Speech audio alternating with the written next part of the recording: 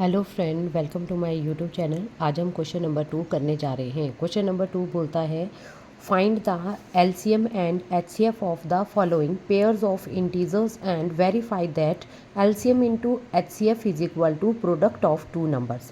अच्छा, क्वेश्चन को करने से पहले हमें पता होना चाहिए कि जो एचसीएफ है, एचसीएफ क्या होता है, एलसीएम क्या होता है। एचसीएफ का मतलब होता है यहाँ पे highest common factor.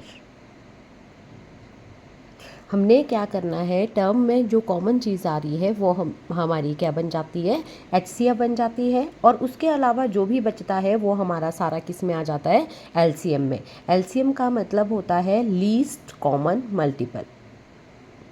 Common multiple. अब हमें एक और फॉर्मूला लर्न होना चाहिए कि जो हमारे पास एलसीएम इंटू एचसीएफ होता है, एलसीएम इंटू एचसीएफ जो होता है, ये होता है हमारे पास product of two number. Product of two numbers के बराबर होता है। ठीक है, इस प्रोडक्ट ऑफ टू नंबर्स को कई बार ऐसे भी लिखा जाता है, कई बार यहाँ पे फर्स्ट इनटू में सेकंड भी लिखा जाता है। ठीक है ना। अगर हम यहाँ से एलसीएम निकालेंगे तो एलसीएम का फॉर्मूला क्या हो जाएगा, product of two number, product of two numbers upon में हमारे पास जो एचसीएफ है वो कहाँ चला जाएगा, अपॉन में। अगर सेम यही चीज़ आपसे किसके लिए पूछी जाए, अगर आपको बोला जाए एचसीएफ निकालो, तो एचसीएफ में सेम वही यहाँ पे क्या हो जाएगा, प्रोडक्ट ऑफ टू नंबर रहेगा as it is. Product of क्या हो जाएगा, टू नंबर्स अपॉन में आपके पास एचसीएफ की जगह अब क्या हो जाएगा, एलसीएम हो जाएगा। ठीक है, ठीक। अब हम इसका क्वेश्चन नंबर 2 का फर्स्ट पार्ट करेंगे। क्वेश्चन नंबर 2 का फर्स्ट पार्ट बोलता है एक रकम दी है आपके पास 26 एंड 91।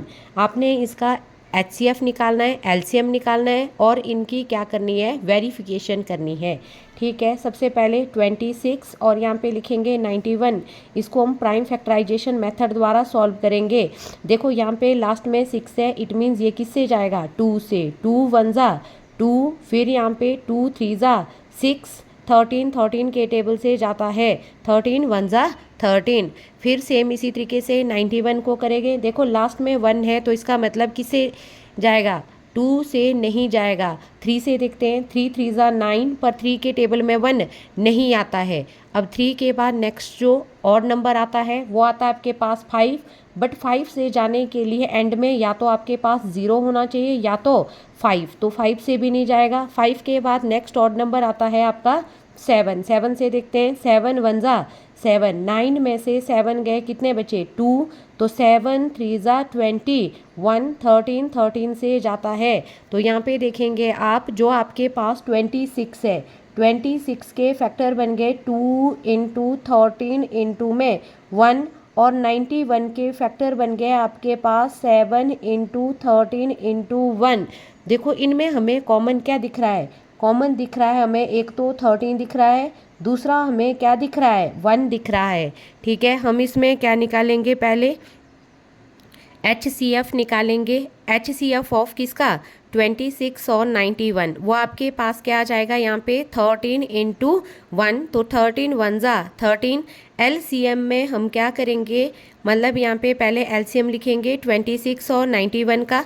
देखो ना, 2 जो कॉमन है उसको हमने एक ही बार लिखना है, इंटू 13 इंटू 1 इंटू में आपके पास क्या बचा, 7।